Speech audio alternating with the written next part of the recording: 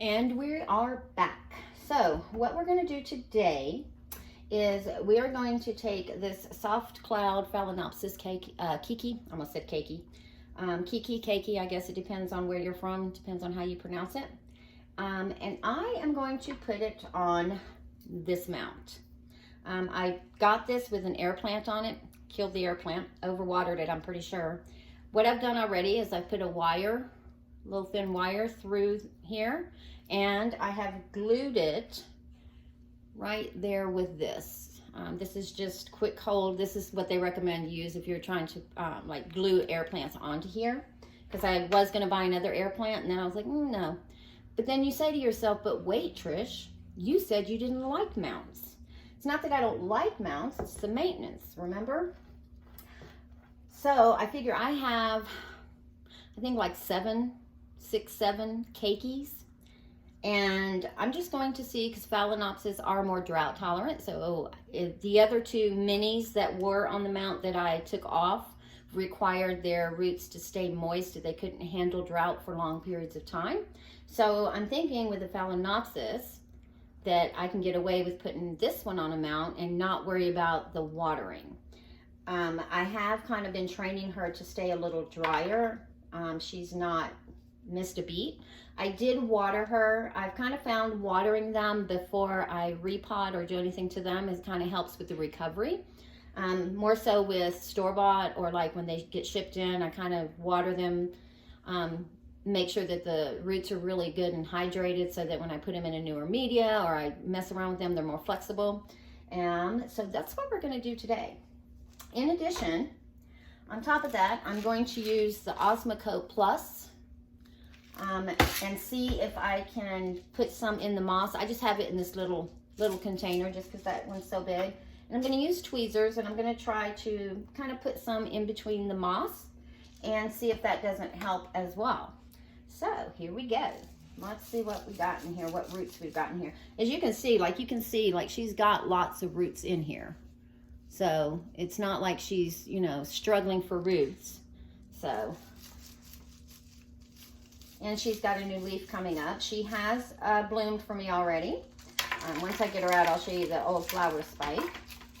That's the cool thing with Phalaenopsis, is they tend to bloom at a young age, where some, they have to have 2 or 3 growths. Like your oncidiums, your cattleyas, whatnot, they have to have a certain number of growths before they will shoot out a spike for you and a bloom. Whereas with Phalaenopsis, they can bloom at a really, really young age. So let's see, got a root stuck down here, and let me see if I can just push it off without damaging. There we go. All right, now, so as expected, she does have a good root system for us to start with. There we go. And I'm not going to worry about rinsing any media or anything off of here because she hasn't been in here very long, less than a year, and we're taking her and putting her in moss. So I'm not too worried about it. But as you can see, no, you can't see, there you go. See the little stick right there? That was a little spike that she did for me. I am going to cut off some of these roots that have some dry ends on them. And then we will get this mounting process started. Get my scissors. I've already sterilized the fiskars. And I got this towel to put my things on because I've realized that I tend to put them down really hard, or just on the cabinet itself. It kind of makes that noise and it's really irritating. I know it's irritating for me when I'm listening to the playback, so I'm sure it's irritating for you guys. So I've got this towel here to kind of put the metal heavy stuff on to keep from making that loud noise. So we'll go ahead and cut that one off. And let's see, let me just double check the rest of these and see what's going on. Yep, the rest of them are good, so we'll leave those on there. And just because I am anal, I am going to take this spike piece off. All right, now let's put that over there, and we'll just move that out of the way, move our pot out of the way, and let's get our mount and see how we want to do it. So, because I'm thinking I could just kind of set her on here like this. set her on here like this and just kind of let the roots just kind of drape over the top, because the hook is right here, so it's not going to be in the way. Yeah, I think I will do that. And then I will just, I'll take the wire and just loosely wrap the sphagnum moss on top. So, but we want this side with the little knot. I want her to kind of sit on that. I just think that is the cutest thing. So let's get started. First, I'm going to secure Miss Lady on le mount. So let's see if we do that. Oh no, I don't want to do it that way. I'm afraid I might cut her in half. So let me just start with fresh piece, because the original plan I had was take this that's coming through this hole you see right here and kind of wrap it around here. But then I'm afraid with the weight it might cut into the stem there, and then we'll have more problems than I'm willing to deal with. So probably don't need this much, but you know what? I'd rather have more than less. And let's hook that back. Sip a little bit of coffee. So we just had a snowstorm here in Colorado last week, and today's the beginning of part one of 3. So we're getting one tonight that's going to be all wet. Start off rain, snow mix. So it's going to be wet and slushy. Then tomorrow we'll have a little bit of a break, and then Wednesday is going to be a storm, and we'll have a little bit of a break, and then we have another one on Friday and Saturday. So the joys of living in Colorado. But other than March and October, it's not that bad. The sun shines here 300, I think like 32 days of the year. So I'm not going to complain too much. I don't like the cold, but it is what it is. And then let's see, we're going to set that root right there. And I'm going to go under this one here and wrap it around here. Let's just so you guys know, this is my first attempt at mounting anything. So if you want to leave me some comments on some tips for when I do this in the future, that kind of mistakes I'm making right now, or how I could have done this a little bit better, I would so much appreciate that. I've watched plenty of mounting videos, because I know Roger does a lot of mounting, and I've watched his, but he uses the cork bark and the slab, and like he makes it look so easy, and it's not. Actually, it might be easier than I'm making it. So then I will go around, and it's got these grooves down here at the bottom. I'm just going to go through here, and then I'm going to loop it up in here. Oh, came out of my groove. I'll go back in there. There we go. And then we'll just tighten it there, and then I'll loop it again and make it, kind of make my own knot, I guess. Even though it's not a string, it is a wire. You can kind of tie your wire.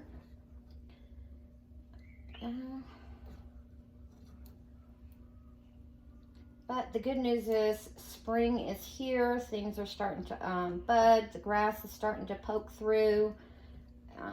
After this month here in Colorado, we're pretty much done with the snow. We'll get random between now and Mother's Day. But as a general rule, the bulk of it is going to be this month. All right, well, there she is, guys. Not bad for my first attempt. Now then, how am I going to, you know what? We're going to loop her back here so that it doesn't just hang up from the middle and just kind of go all wanky, however it wants to go. There we go. All right, well, I kind of like that. Now for the sphagnum, and I'm not going to put too much. I'm just going to put enough for her to get used to being on here, since she was used to being in media. Kind of helped me transition her to here, and then I'm eventually going to take it off.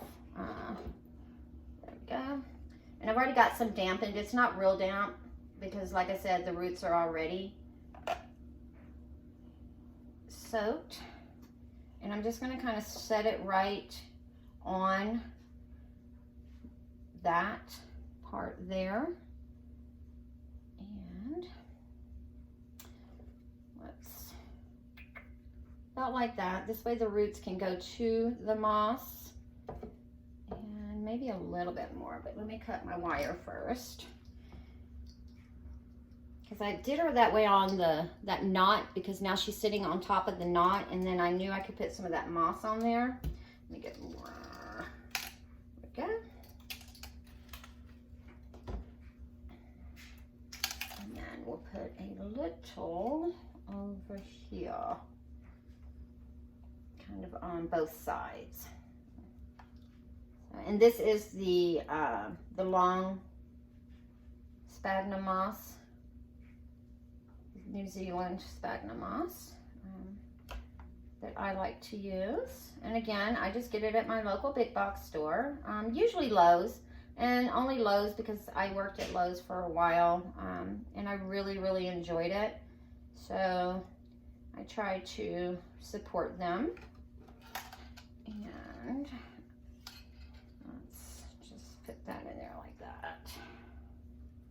And I am eventually going to take this wire off of here, so I'm not too worried about it looking too pretty right now, because I'm not going to keep it on here forever. And there we go. And then I'll just hook it back here. Maybe if it gets out of that groove, there we go. Come out of that groove and just kind of tighten it a little bit. And we'll just tug it and tug it and tug it. There we go. And good thing for the groove, I'll just stick that end in there, and this way I can get to it later. And we'll just tuck that moss in here. And then we'll tuck it behind these roots here.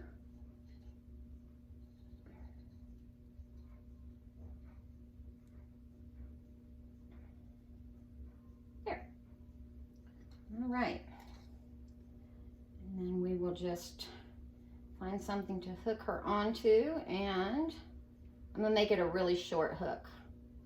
So, all right guys, well, I know the sphagnum looks a little loose and all over the place, but like I said, I'm only gonna keep it on here long enough for her to kind of get adjusted to this, and then I'm just gonna take it off. That's why I didn't really put the wire on too tight, because I will be taking it off, and I just want it to be just bare roots. Because I think that's going to look really pretty when she starts wrapping around this little piece of wood here. So, and think about how pretty that's going to be when she blooms, with the bloom kind of coming down, because I like the natural way without the spikes. I do spike some of mine just because of where they are and their size, but I do prefer them to hang naturally like they would if, you know, they were growing off of a tree. All right. So we are going to add the Osmocote now. Where did that fell out? Let's see if we can tuck that back in. There we go. So, and the Osmocote is just to kind of help keep her going. And uh-oh, that is going to come out. So let's loop it back. So I didn't tie off the beginning piece anywhere, and just notice it is coming off, so I will tie it to the piece that's on there now. Tighten that up a little bit. There we go. All right, so let's see, where can we put the Osmocote? So I'm just going to take one little pebble and just kind of maybe squeeze one right there. There, and I'm putting it in some of the moss that's a little more secure, instead of what's kind of really loose. This way it hopefully doesn't fall out. Let's push that in. All right. And then I think we'll just do one more. Don't need a whole lot. Kind of back here where these roots are here. Yep. There we go. Tuck that in there. Alrighty. There we have it, ladies and gentlemen. And then, you know what? We will take these scissors, and I will be very careful that I don't cut any of the roots, and we'll just give it a haircut and make it look pretty. There we go. Now it won't look so wild. It's a prettier look to it. And I'll tighten that back up. And we'll just give that a nice little twist. There we go. And if I wanted to, I could glue the moss on here. And if I end up deciding I'm going to leave the moss on here, I probably will go back and kind of glue it on there and just take this wire off. There we go. All right. And doesn't she look a little bit better now that I've given her a little haircut? So just tuck that up under that root right there. I just think Phalaenopsis looks so pretty in their natural environment. So let me give her tweeze a little right there. We've got a little strand right there. All right, well, there she is, guys. So, and then I will update my tag and put today's date on there, put that we mounted her, that she had one new leaf coming in, as you can kind of see in there, right there. And we will keep an eye on her and see what she does. I'll put her back in the same place where she was when she was in the pot, so that the light and everything doesn't change. This way she's not under additional stress of trying to figure out what's going on with the light. And I try to do that as well anytime I repot an orchid, is I try to put it back in the same area it was in prior to the repot. Even if I plan on moving it somewhere else, initially I will put it back in the same spot, just so that the only thing she needs to worry about is kind of adjusting to the roots and not adjusting to a new media, creating roots, trying to figure out new lighting, that whole thing. Unless it's a really sick orchid that is a true rescue orchid, then I will put it in a lower light so it does concentrate more on producing those growths of roots and foliage and whatnot. So again, thank you so much for joining. And if you have subscribed, thank you so very much. If you haven't, please do click the button down below. It's free. Hit the notification bell. It'll let you know each time I load a video. I do load 3 times a week, possibly 4 sometimes, but definitely 3 times a week. I also do videos on houseplants because I do like those as well. Let me lay her down. I don't want to set her down because I don't want to break these 2 roots that are in here. And if you have any suggestions again on how this could have gone a little bit easier for me, or what I can do to improve the look in the future, that'd be greatly appreciated. So again, thank you, and we will see you on the next one.